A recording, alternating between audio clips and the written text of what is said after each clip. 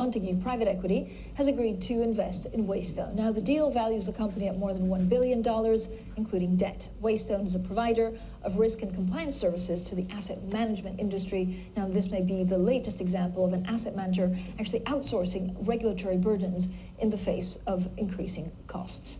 Joining us now exclusively is Delaney, a Global Chief Executive at Waystone. So first of all, thank you so much for joining us and congratulations on the deal. So what's the exit plan from Montagu, and actually, what exactly did you want to bring to them? What's the plan for the next 4 to 5 years?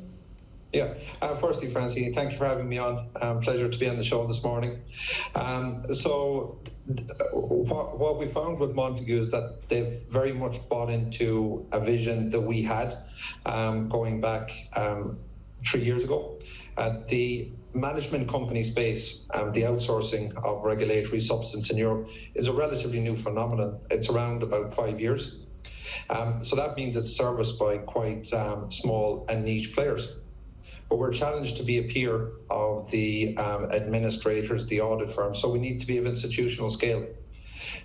We, like the rest of the market, were struggling to reach that scale quickly enough.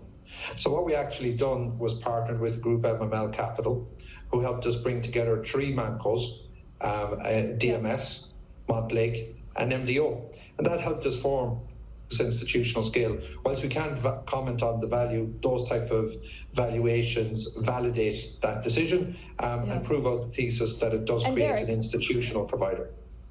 Yeah, has regulation actually been, so tough on asset managers? Is it just easier to outsource, or is it easier for the buy side to actually outsource some of this stuff?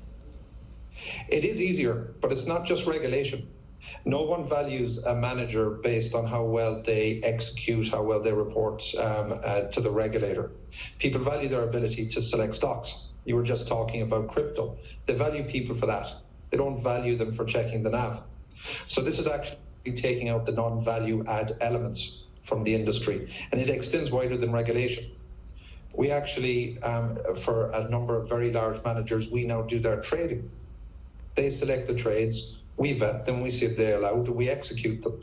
So it's far broader than just regulation. Give me a sense. So your company has been created by a 3-way merger. Do you have any more targets? How big do you want to become?